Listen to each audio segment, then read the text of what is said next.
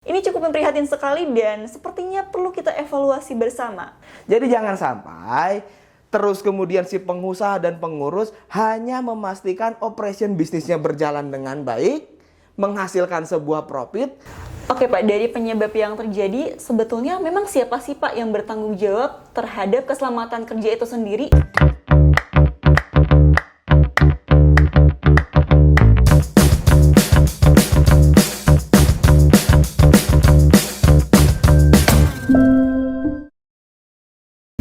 Selamat datang di Pojok Sukses. Bersama saya Ainul, kita akan membahas mengenai calon orang sukses yang sedang mencari, meniti, dan berjuang di jalannya. Nah teman-teman, ada satu topik yang sebenarnya cukup prihatin untuk kita bahas. Mungkin seperti kalian dengar dan apa yang kita tahu, ada banyak berita tentang kecelakaan kerja. Mulai dari kecelakaan ringan hingga yang berakibat fatal hingga kematian. Wah, ini cukup memprihatin sih. Dan berita ini diperkuat oleh data di mana berdasarkan Kementerian Ketenagakerjaan, hingga April 2025 terdapat 47.300 kasus kecelakaan kerja. Angka ini meningkat dibandingkan periode yang sama pada tahun sebelumnya. Ini cukup memprihatin sekali dan sepertinya perlu kita evaluasi bersama. Pertanyaannya, kenapa ya kasus ini terus meningkat? Oke, mungkin untuk membahas hal ini lebih dalam, kita sudah bersama narasumber kita yang expert di bidang K3 dan safety. Bersama saya sudah ada Pak Agung. Halo Pak Agung, gimana kabarnya hari ini Pak? Halo, iya alhamdulillah sehat dan tetap luar biasa. Luar biasa. Iya. Nah Pak, berhubung Bapak dari bidang safety, saya izin bertanya Pak. Kira-kira menurut pengalaman Bapak di lapangan, kasus kecelakaan apa saja sih Pak yang sering terjadi? Oke, Mbak Inul, terima kasih atas pertanyaannya. Ini luar biasa ya. Saya pikir ini sangat menarik kita bahas K3, apalagi dijelaskan berdasarkan data bahwa kasus kecelakaan sampai dengan April 2025 itu mencapai 47.300 kasus kecelakaan. Ini kan luar biasa ya. Tapi kalau pertanyaan tadi, apa aja kecelakaan yang terjadi? Sebetulnya banyak aja kecelakaannya. Tapi yang mungkin bisa jelaskan, kecelakaan yang biasanya terjadi itu adalah tertimpa benda berat, terus kemudian terpapar bahan-bahan berbahaya, dan terus kemudian jatuh dari ketinggian, dan termasuk kecelakaan lalu lintas. Ya, adanya kendaraan berupa forklift, truk, dan lain sebagainya yang masuk dalam kategori kecelakaan kerja. Kurang lebih begitu. Oh, berarti ini mulai sampai ringan sampai berakibat fatal ya Pak? Betul. Nah, kira-kira Pak, kenapa sih kecelakaan ini tuh terus meningkat dan terus terjadi Pak? Nah, sebetulnya kecelakaan bisa terjadi itu pasti dipengaruhi oleh faktor-faktor pendukung. Pertama yang mau saya jelaskan adalah kecelakaan bisa terjadi itu karena lalainya perusahaan terhadap pelaksanaan prosedur keselamatan kerja. Misal katakanlah perusahaan yang tidak membuat ataupun sudah membuat tetapi tidak menjalankan. Ini tentunya bisa akan berdampak pada tidak terkendalinya perilaku-perilaku para pekerja di tempat kerja sehingga bertindak tidak aman. Nah, ketika bertindak tidak aman inilah yang sebetulnya akhirnya itu bisa kontak sehingga menimbulkan terjadinya kecelakaan. Jadi itu poinnya, lalainya terhadap pelaksanaan prosedur K3 di tempat kerja. Nah, yang kedua itu adalah minimnya pelatihan bagi tenaga kerja. Kenapa ini bisa menjadi faktor pendukung terjadinya kecelakaan kerja? Karena ketidakpahaman para pekerja bagaimana cara bekerja dengan aman, bagaimana menggunakan alat kerja dengan aman, bagaimana melakukan evakuasi penyelamatan di kondisi darurat, itu tentunya akan berdampak terjadinya kecelakaan kerja. Jadi perlu dipastikan melalui program pelatihan orang bisa memahami kerjaan ini dilakukan dengan prosedur keamanan atau cara kerja aman seperti apa. Menggunakan alat kerja ini, bagaimana cara penggunaan alat kerja ini? Tentunya mereka harus dapatkan pemahaman hal tersebut melalui program pelatihan.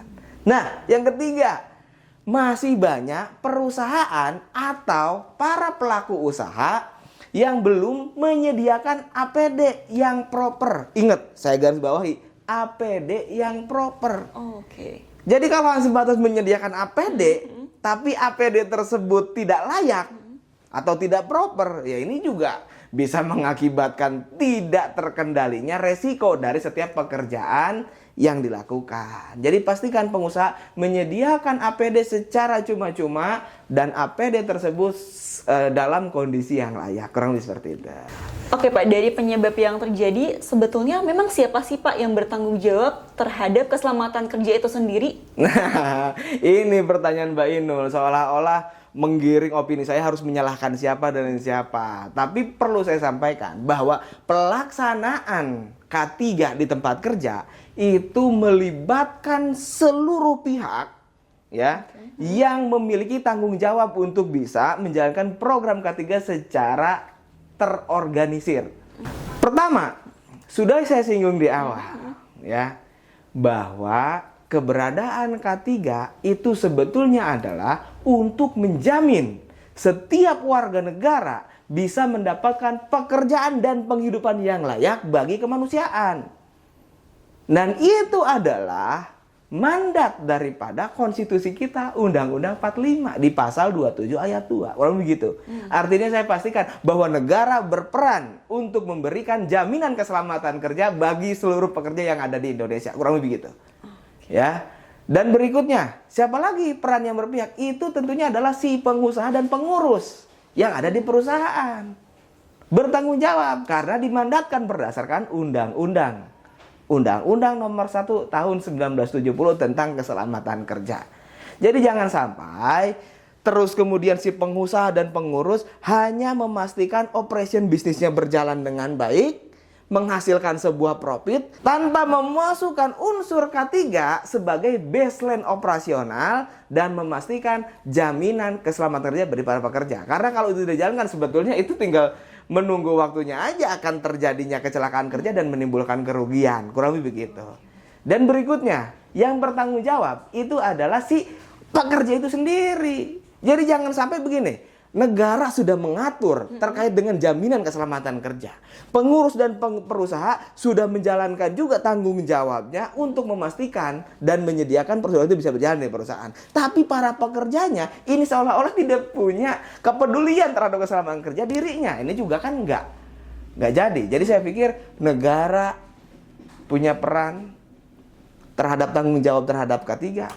Pengusaha dan pengurus di perusahaan punya tanggung jawab juga menjalankan tanggung jawab dalam K3, dan si para pekerja sendiri harus punya tanggung jawab terhadap K3 dari setiap pekerjaan dilakukan. Karena begitu, Lena.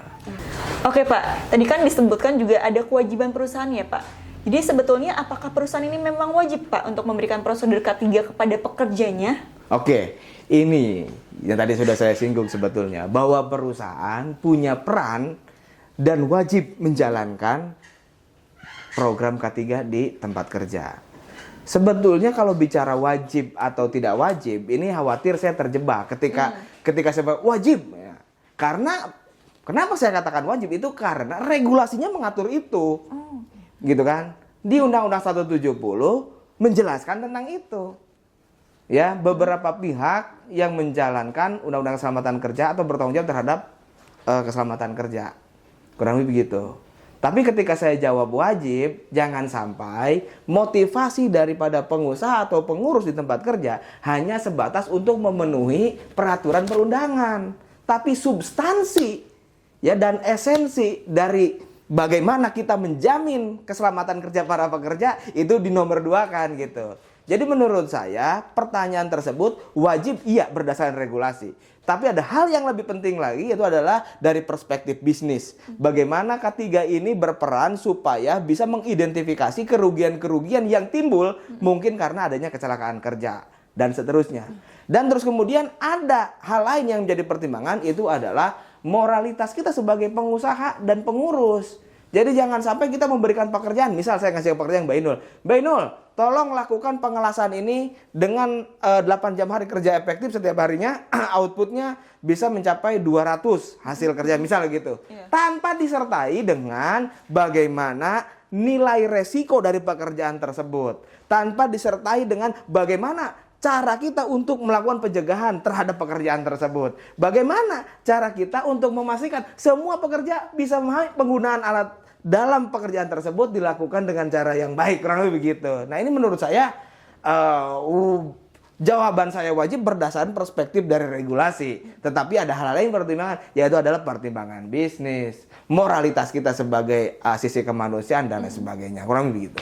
Oke Pak, berarti negara pun sudah mengatur untuk kewajiban hal tersebut ya Pak? Oh iya, jelas itu Mbak Inul. Oke Pak, kalau saya boleh tanya nih Pak, terkait permasalahan ini untuk mencari jalan keluarnya, kira-kira apakah aja sih Pak langkah untuk meminimalisir kecelakaan kerja yang terjadi saat ini Pak? Oke, siap ya. Ini ditanya ke saya kan berarti solusi Betul. atau jalan keluarnya supaya program K3 ini dilakukan dengan optimal di perusahaan. Kalau menurut saya, yang pertama itu perlu adanya komitmen, konsistensi dari manajemen perusahaan. Karena kenapa? Karena kalau misalnya tidak ada komitmen ya dari si pengusaha ataupun top manajemennya, itu program hanya sebagai penghias dinding lobi kantor aja. Seperti misal dimandatkan bahwa setiap perusahaan punya kebijakan K3, misalnya gitu ya.